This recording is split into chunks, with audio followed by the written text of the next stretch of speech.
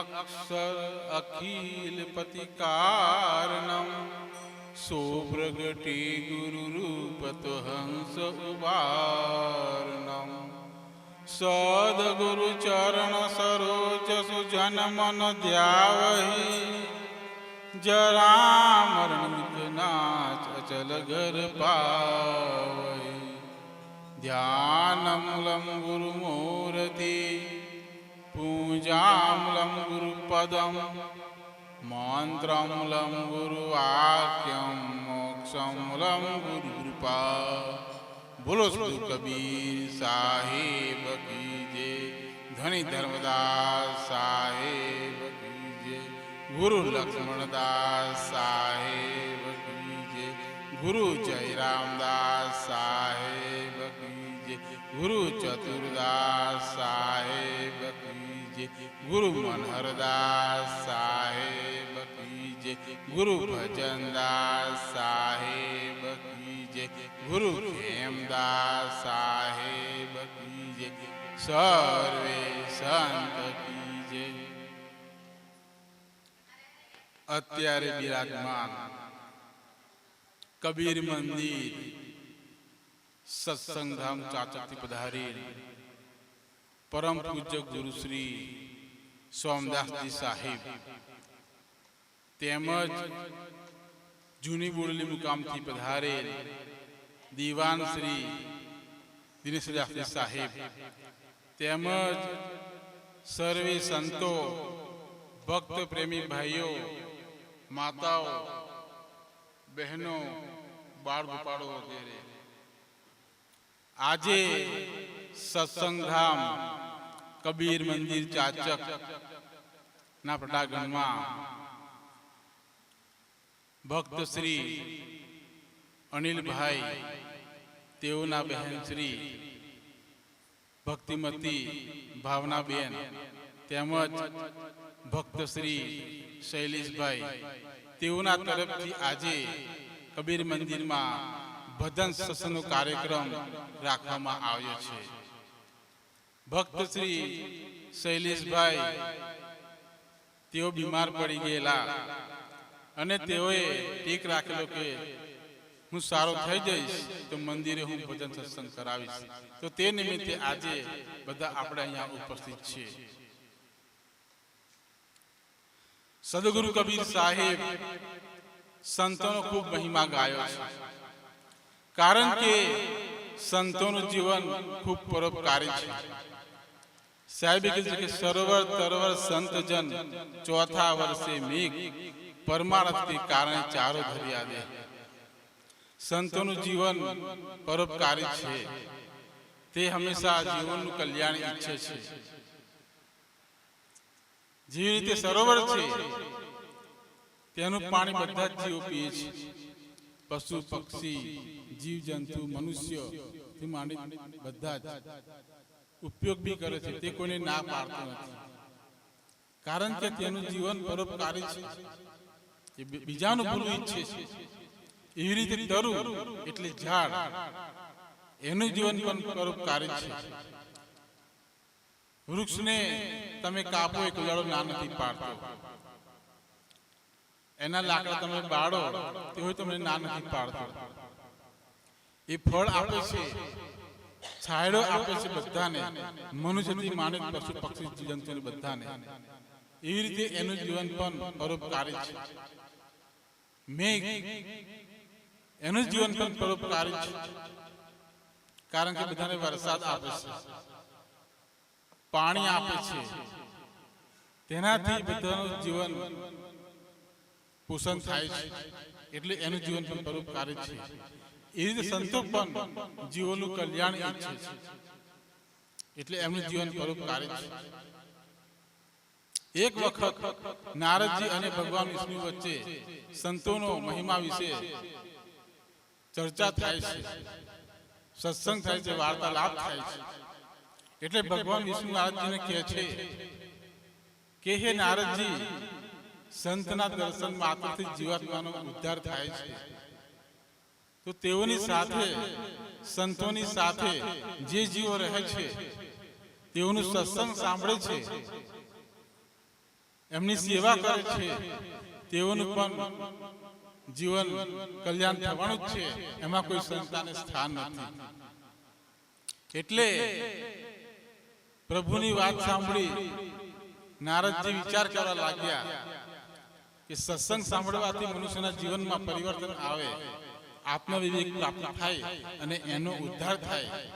એ વાત તો સાચી છે, પરંતુ સંતના દર્શનથી જીવાત્માનો ઉદ્ધાર થાય એ એમને એ વાત ગળે ના ઉતરી. એટલે વિચાર કરવા લાગ્યા આ વસ્તુ સાચી હશે. એટલે ભગવાન વિષ્ણુ ભગવાન એમને વિચારતા જોઈ કહેવા લાગ્યા કે હે નારદજી, તમે મારી વાત પર શંકા ના કરો. હું જે કહું છું એ કથન સત્ય છે. તમને જો મારી વાત પર વિશ્વાસ ના આવતો હોય તો તમે મૃત્યુલોકમાં જાઓ અને ત્રિવેણી સંગમ પર એક પીપળાનું વૃક્ષ છે, ત્યાં કાગડાનો માળો છે, એમાં કાગડાના 2 ઈંડા છે, એમાં કાલે એક બચ્ચાનો જન્મ થનાર છે. તો ત્યાં તમે જાઓ અને કાક બાળકને પૂછો કે સંતના દર્શનનું ફળ શું છે, એ તમને જવાબ આપશે. એટલે ભગવાનની વાત સાંભળી નારદજી કહેવા લાગ્યા કે હે પ્રભુ, એ પક્ષીનું બચ્ચું મને શું જવાબ આપશે કે? એટલે પ્રભુ કહેવા લાગ્યા કે નારદજી, તમે મારી વાત પર શંકા ના કરો અને તમે મૃત્યુલોકમાં જાઓ, એ બચ્ચું તમને ચોક્કસ જવાબ આપશે. એટલે પ્રભુની વાત સાંભળી એમના પર વિશ્વાસ રાખ્યો અને ભગવાને કીધું એ પ્રમાણે સવારે વહેલા ત્રિવેણી સંગમ પર મૃત્યુલોકમાં આવે છે. અને ભગવાને કીધેલું એ પ્રમાણે પીપળાના વૃક્ષ પર એક કાગડાનો માળો હતો અને એમાં 2 ઈંડા હતા. એમાં એક બાળકનો જન્મ થયેલો હતો તાજો. એટલે નારદજી ત્યાં જઈ અને પૂછે છે, હે કાક બાળક, હું વૈકુંઠ ધામમાંથી આવું છું.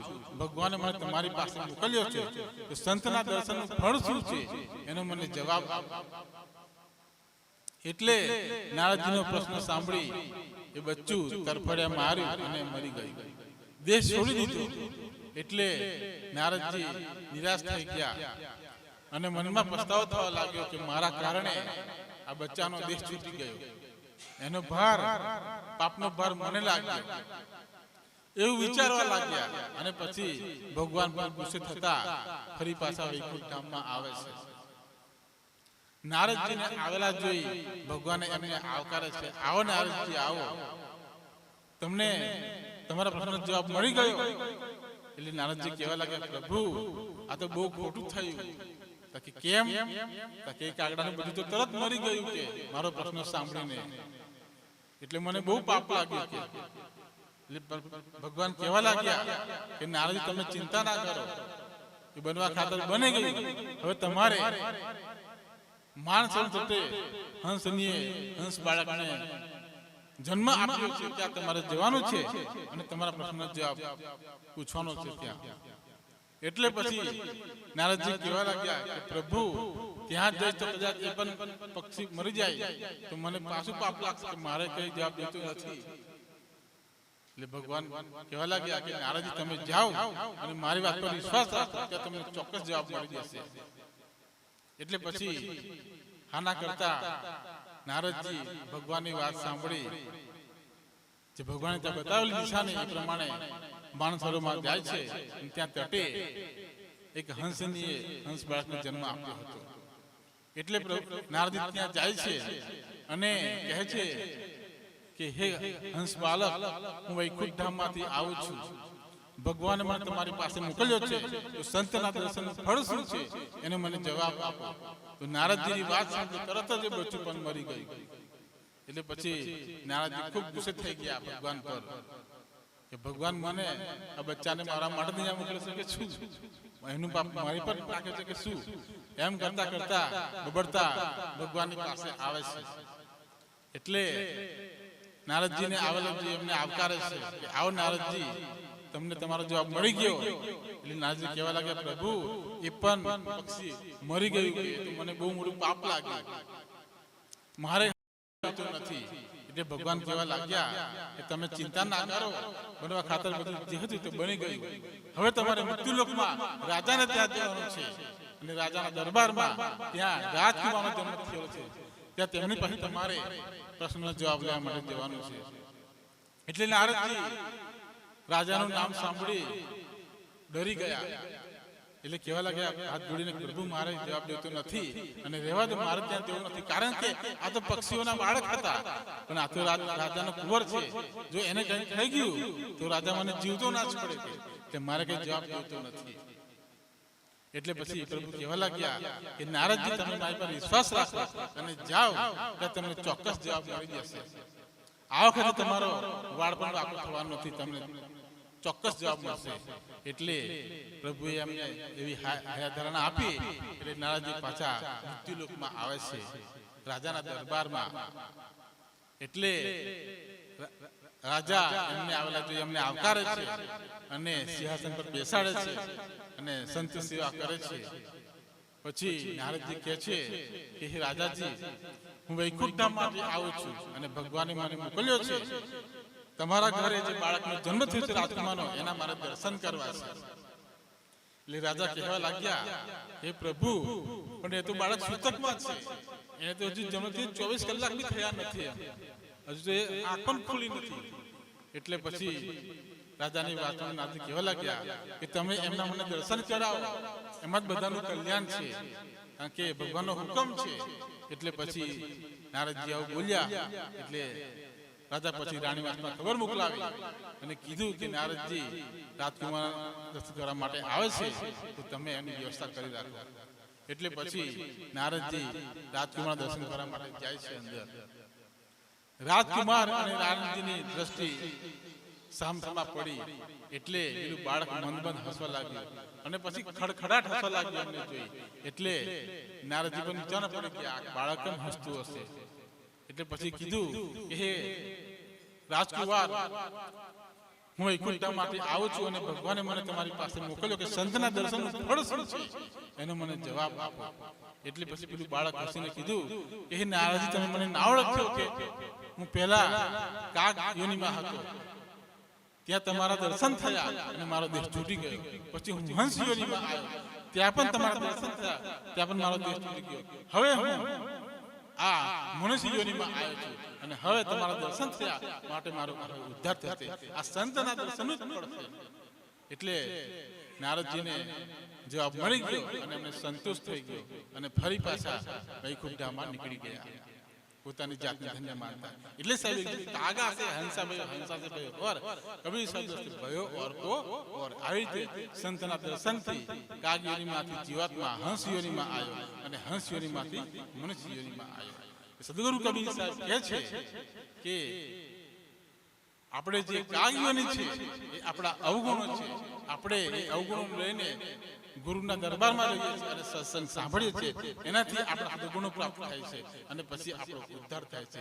એ રીતે સદગુરુ કબીર સાહેબ આપણને આ દ્રષ્ટાંત આપણે સમજાવે છે. ખરેખર જ્યાં સંત પધારે છે ત્યાં આપણે સત્સંગ સાંભળવા માટે જવું જ જોઈએ. એટલે સાહેબ કે આવા સંત પધારે ત્યાં ખરેખર આપણું ભાગ્ય ખુલી જાય છે. ભાગ્ય બળો જાગર સંત પધારે, દેશી વિરણ ભવ સાગર તારે, ઉનકે મુખ की सुने वाणी, सुनत मिटे चोरिया सकी खानी.